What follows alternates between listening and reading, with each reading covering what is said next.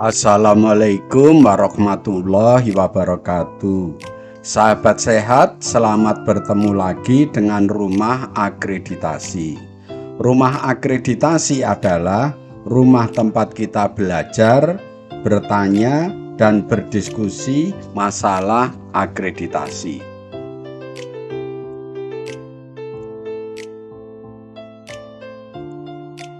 Kali ini kita akan memberikan tutorial tentang supervisi ya.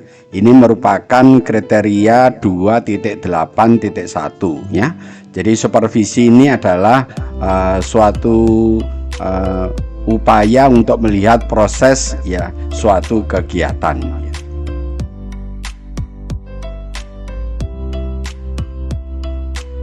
Baik, kita pahami dulu tentang standar 2.8, yaitu tentang pengawasan, pengendalian, dan penilaian kinerja pelayanan UKM ya. Pengawasan, pengendalian, dan penilaian kinerja pelayanan UKM di Puskesmas ya dilakukan dengan menggunakan indikator kinerja pelayanan UKM. Jadi dalam hal ini, kalau kita mau mengadakan pengawasan, pengendalian, atau penilaian kinerja, harus menggunakan indikator kinerja ya.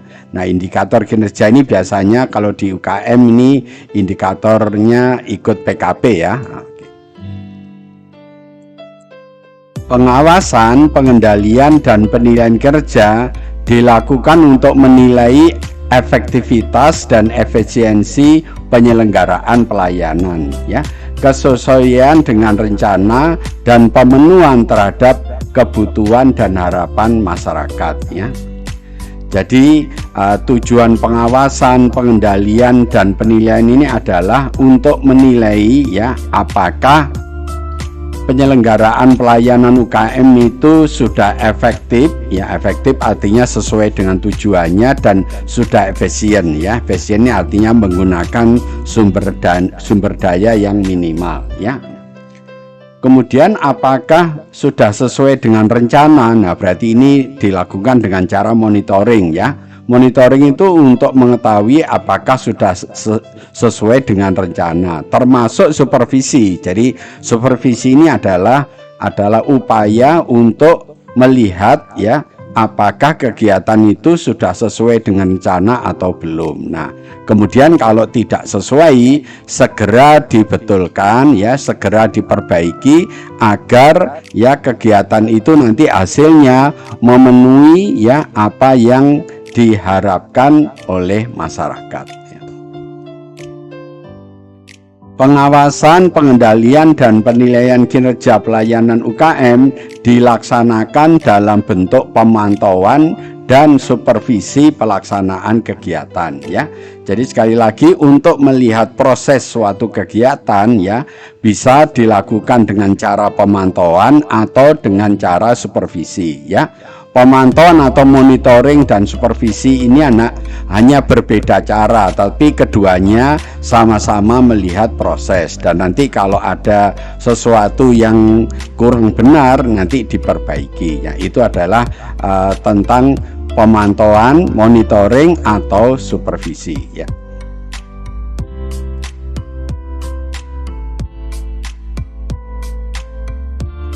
Baik, sekarang kita pahami tentang ya kriteria 2.8.1 tentang supervisi ya. Kepala Puskesmas dan penanggung jawab UKM Puskesmas ya melakukan supervisi untuk pengawasan pelaksanaan pelayanan UKM ya. Nah, jadi yang melaksanakan supervisi itu Kepala Puskesmas dan penanggung jawab ya PJ ya, PJ UKM ya. Nah, berdua itu melakukan supervisi untuk melakukan pengawasan ya atau melakukan pemantauan ya terhadap pelaksanaan kegiatan UKM. Apakah kegiatannya itu telah dilakukan sesuai dengan SK-nya, sesuai dengan KK-nya, sesuai dengan SOP-nya. Kalau tidak sesuai, segera diperbaiki agar sesuai dengan tujuannya ya. Jadi itu tentang yang dimaksud tentang supervisi.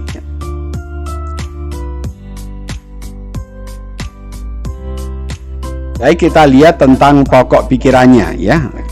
Jadi pengawasan yang dilakukan mencakup ya aspek administratif, sumber daya, pencapaian kinerja, dan teknis pelayanan. Jadi supervisi itu mungkin Bapak Ibu ada yang bertanya, apa yang perlu disupervisi? Nah, yang disupervisi ini bisa dari segi administratif. Jadi administratifnya yang diawasi, boleh sumber dayanya, boleh pencapaian kinerjanya, atau teknis pelayanannya. Jadi Bapak Ibu dalam melakukan supervisi bisa memilih ya aspek apa yang akan mau diamati, yaitu sekali lagi bisa administratif, bisa sumber daya, bisa pencapaian kinerja, atau teknis pelayanan ya. Pengawasan ya perlu dilakukan apabila ya ditemukan adanya ketidaksesuaian baik terhadap rencana, standar ya, peraturan perundangan maupun berbagai kewajiban sesuai dengan ketentuan yang berlaku. Jadi supervisi itu dilakukan dengan datang langsung ke tempat kegiatan. Nah, kapan itu dilakukan? Ya, ini ada syaratnya ya. Dilakukan apabila ditemukan adanya ketidaksesuaian. Jadi kalau ada pelaksana yang melaksanakan kegiatan tidak sesuai dengan KAK-nya, dengan SOP-nya, maka itu perlu dilakukan pengawasan secara langsung atau yang disebut supervisi ya.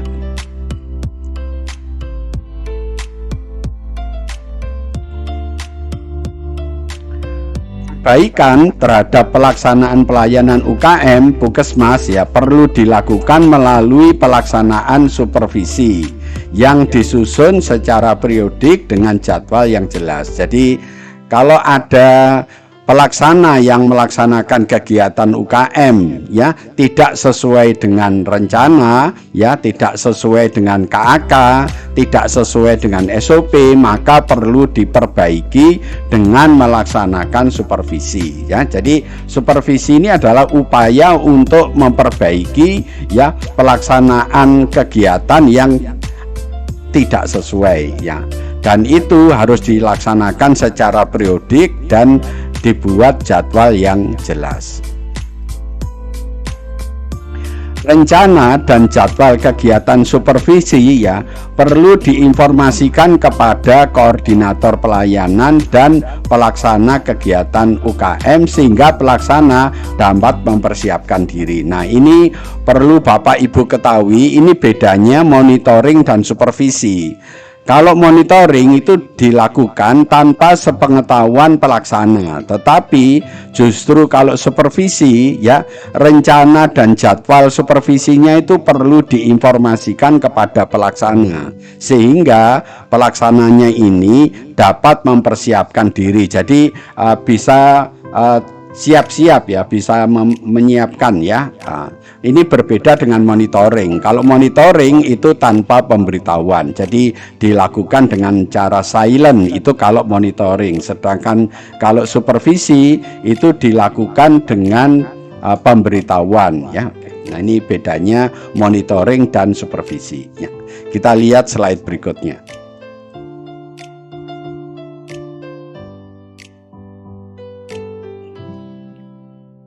Kepala Puskesmas dan penanggung jawab UKM melaksanakan kegiatan supervisi. Jadi disebutkan yang melaksanakan supervisi ini adalah Kepala Puskesmas dan PJ UKM. Ya. Koordinator pelayanan dan pelaksana kegiatan ya merencanakan tindak lanjut perbaikan dalam pengelolaan dan pelaksanaan kegiatan Puskesmas. Jadi dalam hal ini nanti kalau dalam supervisi itu ditemukan sesuatu yang tidak sesuai, maka pelaksana dan koordinator itu bersama-sama untuk merencanakan tindak lanjut perbaikan ya, agar kegiatannya itu ke depan menjadi sesuai dengan tujuannya ya.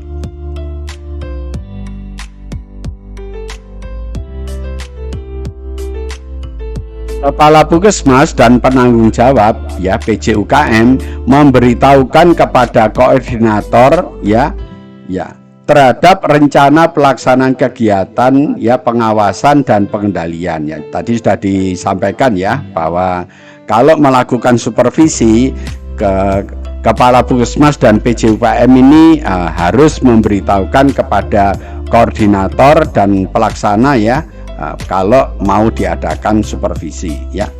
Jadi yang dimaksud supervisi adalah pengawasan ya terhadap proses ya, kegiatan dan pelaksanaan kegiatan yang sedang melaksanakan kegiatan. Jadi supervisi ini pengawasan atau pemantauan ya terhadap proses suatu kegiatan.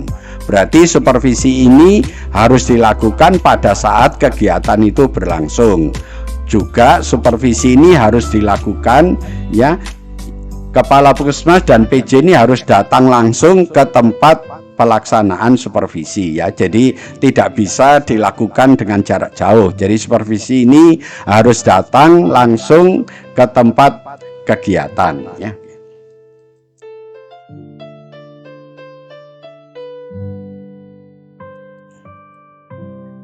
Tahapan pelaksanaan supervisi adalah sebagai berikut. Jadi setelah Bapak Ibu memahami apa itu supervisi, maka sekarang adalah bagaimana cara melaksanakan supervisi ya. Ini tahapannya adalah sebagai berikut ya.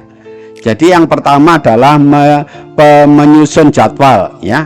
Menyusun jadwal kegiatan supervisi dan diinformasikan kepada koordinator dan pelaksana ya, agar dapat menyiapkan bahan yang diperlukan. Berarti dalam hal ini ya, nanti kalau Bapak Ibu ditanyakan kegiatan supervisinya, berarti harus ada jadwal supervisi ya. Selain ada jadwal supervisi juga harus ada bukti ya, bukti bahwa ya jadwal ini telah diinformasikan kepada koordinator dan pelaksana. Nah, bukti ini bisa melalui surat atau melalui WA ya. Kalau melalui WA ya berarti nanti di screenshot ya. Bahan persiapannya adalah ya analisis secara mandiri ya terhadap tugas yang akan disupervisi ya. Ini meliputi jadwal, KAK dan SOP kegiatan. Jadi sebelum supervisi itu dilakukan ya, perlu menyiapkan bahan ya, bahan yang disebut analisis mandiri. Nah, analisis mandiri ini meliputi jadwalnya, KAK-nya atau SOP-nya. Artinya kegiatan yang dilakukan itu apakah sudah sesuai dengan jadwal, sesuai dengan KAK atau sesuai dengan SOP. Nah, kalau ada yang tidak sesuai berarti perlu dianalisis ya untuk dicarikan rencana tindak lanjutnya ya.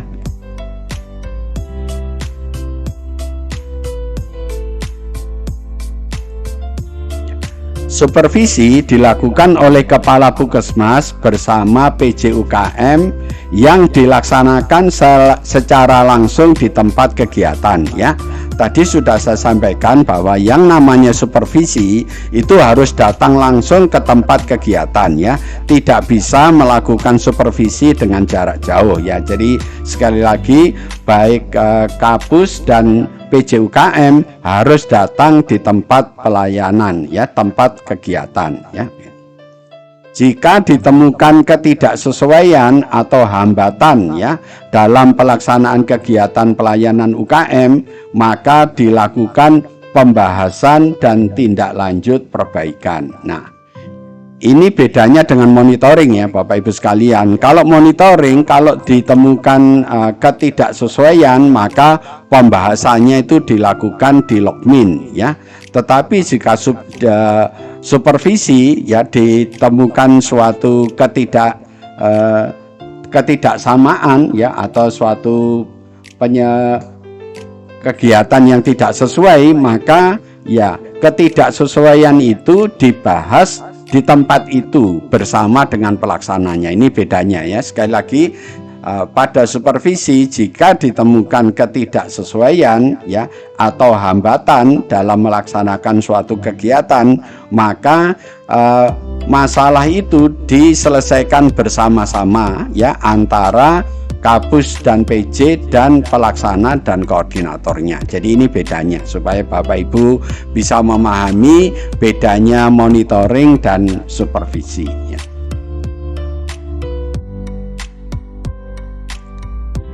Baik, setelah Bapak Ibu memahami tentang elemen penilaian ya, sekarang kita lihat elemennya ya, EP-nya ya. Jadi setelah Bapak Ibu memahami supervisi dalam pokok pikiran, maka kita sekarang mulai melihat elemen penilaiannya ya.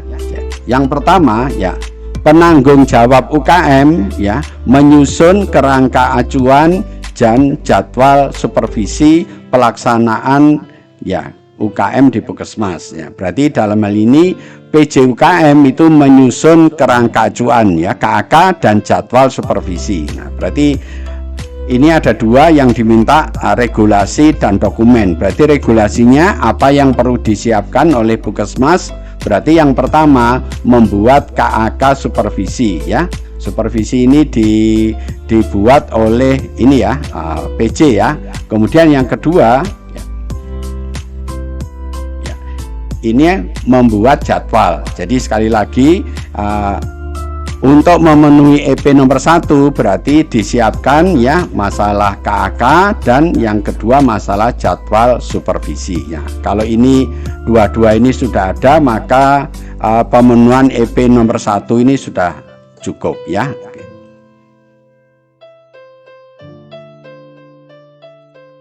Berikutnya yang kedua adalah kerangka acuan dan jadwal supervisi ya diinformasikan kepada koordinator dan pelaksana. Nah, berarti untuk membuktikan ini ya, ini ada D dan W, berarti dokumennya berarti bukti penyampaian informasi KAK dan jadwal supervisi. Nah, berarti ini perlu dibuktikan apakah betul KAK dan jadwal supervisi ini telah disampaikan ya kepada siapa ya, kepada koordinator dan pelaksana ya. Tadi bisa sudah kami beritahukan untuk membuktikan ini bisa melalui surat ya, atau bisa melalui WA ya kalau tempatnya jauh ya. Bisa melalui WA, nanti pembuktiannya di screenshot bahwa KAK dan jadwal supervisinya telah diinformasikan ya. Ini tentang dokumennya ya.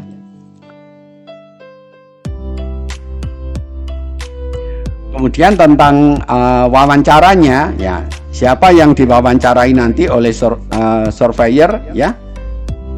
Yang diwawancara adalah koordinator dan pelaksana UKM ya. Ini akan diwawancarai tentang pelaksanaan supervisi. Jadi nanti koordinator dan pelaksana UKM ya itu akan ditanyai tentang pelaksanaan supervisi ya. Kalau ini bisa dijawab dengan baik ya, nanti akan mendapatkan nilai yang baik ya.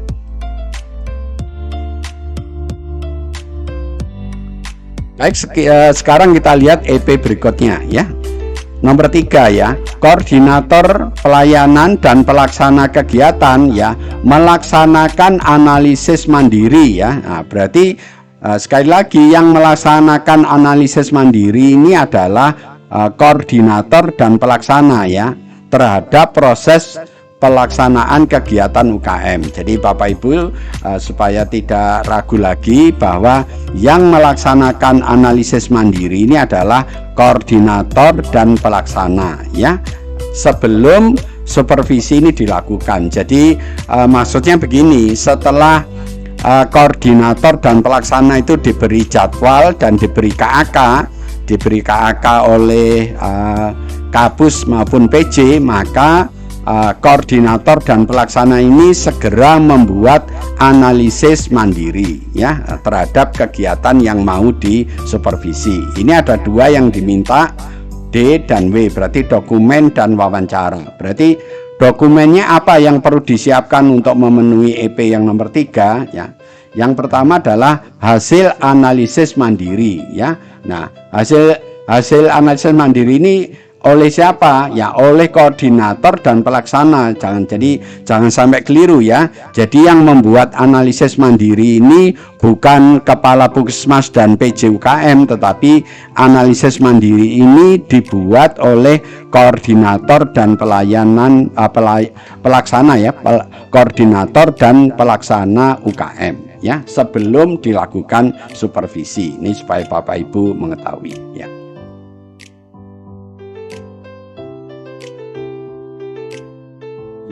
Baik, supaya Bapak Ibu lebih jelas, kita berikan contoh tentang analisis mandiri ya.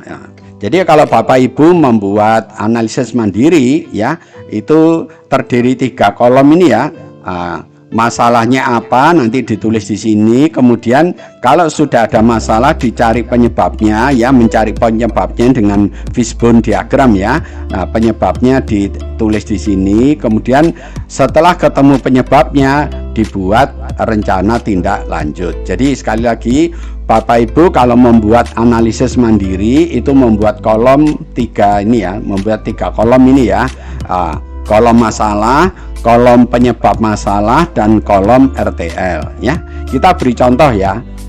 Misalnya kegiatannya misalnya supervisi pelaksanaan BIAS ya, bulan imunisasi anak sekolah misalnya, ini yang contoh kegiatannya. Nah, berarti pelaksana dan koordinator mencari masalah ya, mencari masalah dalam pelaksanaan kegiatan BIAS ya, yang sedang dilakukan ya.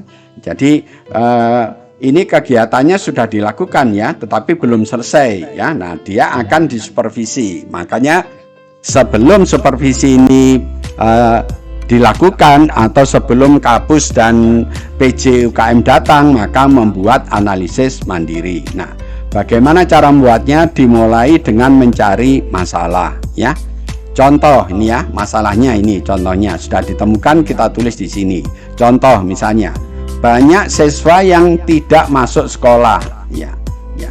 Jadi banyak pada saat dilakukan BIAS banyak siswa yang tidak masuk sekolah. Nah, ini masalah ya. Kalau siswanya tidak masuk sekolah berarti kan imunisasinya, BIASnya tidak bisa dilakukan. Kita cari penyebabnya ya. Kalau penyebabnya sudah ketemu, ditulis di sini ya.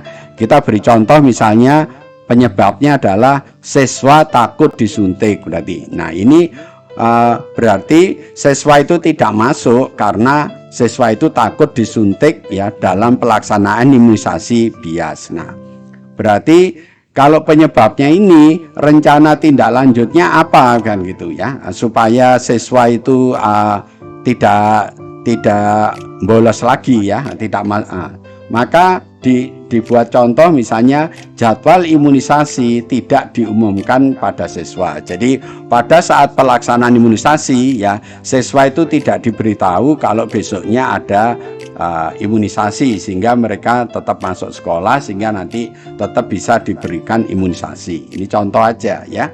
Kemudian ya kita berikan contoh yang kedua ya, misalnya banyak orang tua siswa yang menolak anaknya diimunisasi ya. Nah, ini masalah juga, ini masalah yang kedua misalnya. Banyak orang tua siswa yang menolak anaknya diimunisasi ya. Kemudian kenapa orang tua ini banyak menolak? Kemudian dicari penyebabnya menggunakan fishbone ya. Kalau sudah ketemu dimasukkan ke sini misalnya ya. Karena vaksinnya mengandung bahan yang haram. Ini penyebabnya ya, penyebab dari orang tua yang menolak anaknya diimunisasi. Nah, berarti kalau ini menjadi masalahnya, berarti RTL-nya apa? Ya, disosialisasikan tentang bahan dan manfaat imunisasi, bahwa bahan itu bukan dibuat dari bahan yang haram. Misalnya seperti itu ya. Jadi ini adalah beberapa contoh tentang cara membuat analisis mandiri. Nanti Bapak Ibu bisa membuat masalah sendiri atau bisa mencari masalah sendiri sesuai dengan kegiatannya ya. Jadi pokoknya yang namanya analisis itu apa masalahnya, dicari penyebabnya, kemudian dibuat rencana tindak lanjut. Itu yang dimaksud dengan analisis mandiri.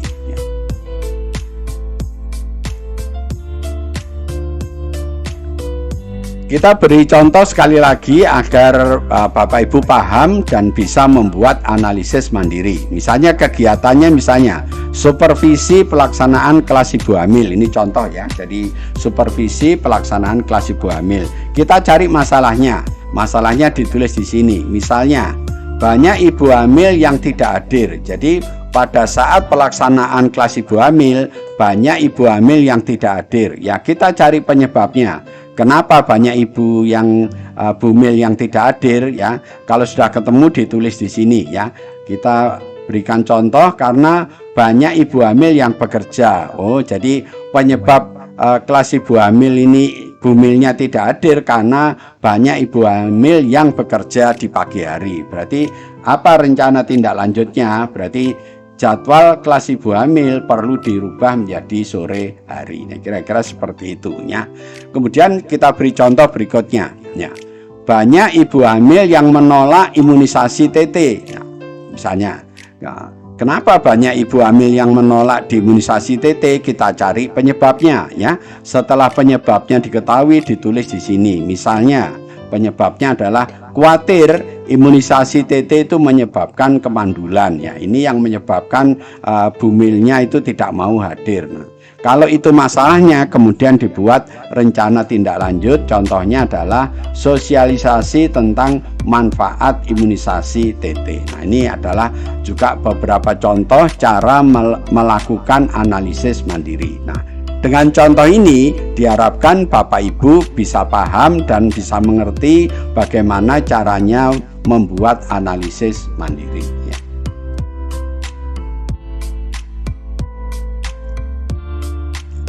Kadang-kadang ya supervisi itu menggunakan checklist ya. Nah, checklist ini dibuat oleh PJ UKM ya. Nah, jadi misalnya ini kegiatannya supervisi pelaksanaan kelas ibu hamil ya. Indikator yang mau dilihat adalah ya nomor 1 misalnya SK-nya, kemudian KAK-nya, SOP-nya, kemudian jadwalnya. Kemudian SK-nya ini ada atau tidak ada. Kalau ada dicentang di sini, kalau tidak ada centang di sini. Begitu juga KAK, kalau ada dicentang di sini, kalau tidak ada centang di sini.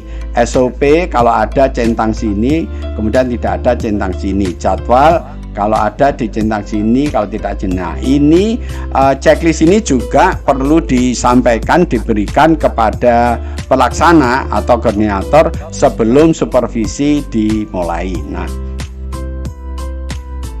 nanti kalau ada sesuatu yang tidak ada, ya tidak ada itu artinya baik SK, KAK, SOP maupun jadwalnya tidak dibuat, berarti tidak ada, perlu dibuat analisis mandiri. Berarti berdasarkan dari checklist ini juga bisa dibuat analisis mandiri ya. Kita beri contoh misalnya tentang SK-nya ya, kita isi dulu ya. Ternyata SK-nya ada. KAK-nya ada atau tidak ya, ternyata KAK-nya tidak ada. Nah, SOP ada atau tidak, ternyata SOP ada. Kemudian jadwalnya ada atau tidak, ternyata jadwal ada. Berarti yang jadi masalah adalah KAK kegiatan kelas ibu hamil ini tidak ada. Nah, berarti pelaksana harus membuat analisis mandiri kenapa KAK ini tidak dibuat gitu ya. Nah, jadi berdasarkan dari checklist ini kemudian ditemukan masalah, yaitu masalahnya tidak ada KAK atau KAK belum dibuat. Nah, kemudian itu dibuat analisis mandiri. Bagaimana caranya membuat ya? Kita lihat di slide berikutnya.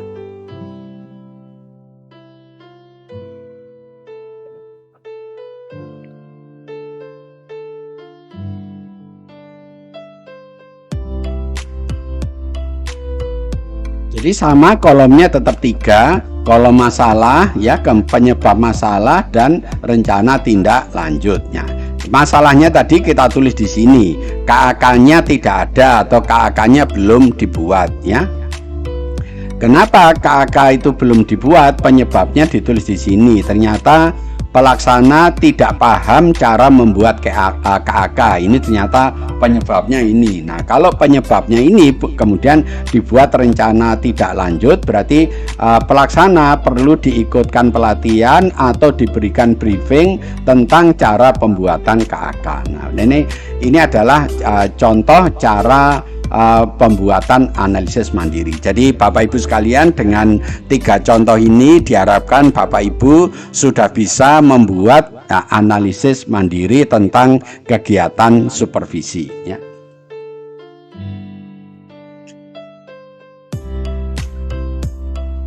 Baik, tadi di EP yang nomor 3 ya, koordinator dan pelaksana ya melaksanakan analisis mandiri terhadap proses pelaksanaan kegiatan UKM ya. Nah, berarti di wawancara nanti ya, koordinator dan pelaksana itu akan ditanyai tentang pelaksanaan analisis mandiri. Jadi ditanyai tentang bagaimana cara membuat analisis mandiri ya.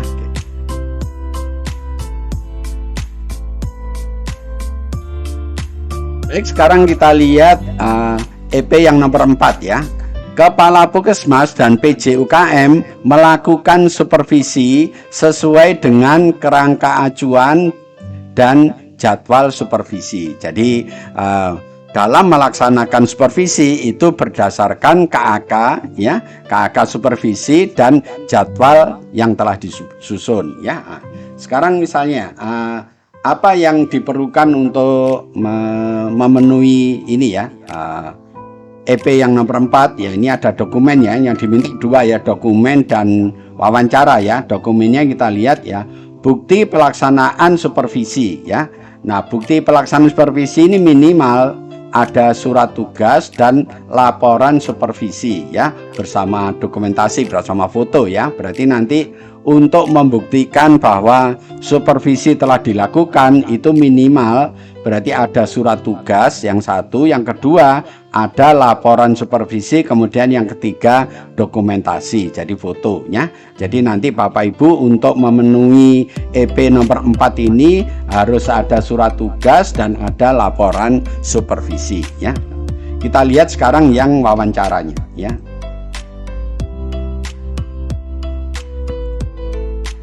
Siapa yang diwawancarai? Kita lihat yang diwawancarai adalah Kepala Puskesmas dan PJ UKM tentang pelaksanaan supervisi. Nanti baik Kepala Puskesmas dan PJ UKM akan ditanya tentang bagaimana cara melaksanakan supervisi ya. Nanti kalau Kapusnya dan PJ UKM-nya bisa menjelaskan pelaksanaan supervisi dengan baik, dengan benar, maka akan diberi nilai yang baik ya.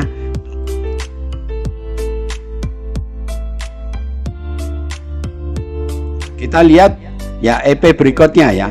Kepala Puskesmas dan PJ UKM ya menyampaikan hasil supervisi kepada koordinator dan pelaksana ya. Berarti ini ada 2 dokumen dan wawancara yang diminta. Dokumennya apa? Berarti bukti penyampaian hasil supervisi. Berarti laporan supervisi tadi itu perlu diberikan ya kepada koordinator dan pelaksana ya.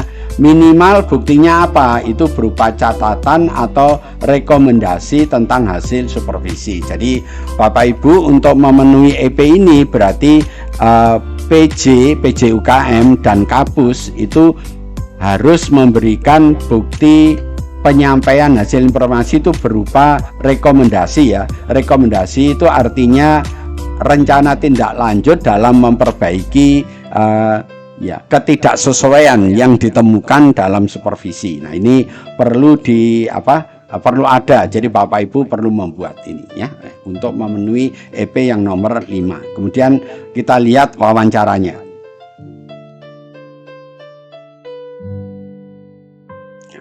Siapa yang diwawancarai? Yang diwawancarai adalah Kapus, PJ UKM ya, koordinator dan pelaksana, ya. Ini akan ditanya tentang bagaimana cara menyampaikan hasil supervisi, ya.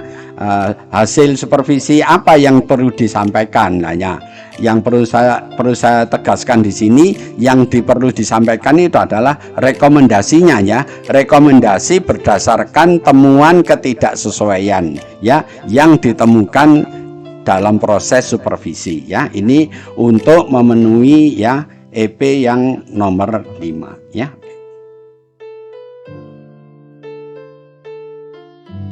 Baik, kita lihat EP berikutnya, ya. EP yang nomor 6, ya. Koordinator dan pelaksana, ya, menindaklanjuti hasil supervisi dengan tindakan perbaikan sesuai dengan rekomendasinya, ya. Tadi kan koordinator dan pelaksana kan diberi rekomendasi, ya, berdasarkan hasil supervisi yang dilakukan oleh Kapus dan PJUKM. Nah, setelah itu maka koordinator dan pelaksana harus membuat atau harus menindaklanjuti rekomendasi tadi. Jadi nanti dokumen yang perlu Bapak Ibu siapkan adalah bukti hasil tindak lanjut sesuai dengan rekomendasi. Jadi ini yang Bapak Ibu. Nah, yang dinamakan tindak lanjut adalah melaksanakan RTL. Jadi di rekomendasi tadi isinya kan RTL, rencana tindak lanjut. Nah, rencana tindak lanjut itu dikerjakan, itu namanya bukti tindak lanjut. Nah, bukti tindak lanjut nanti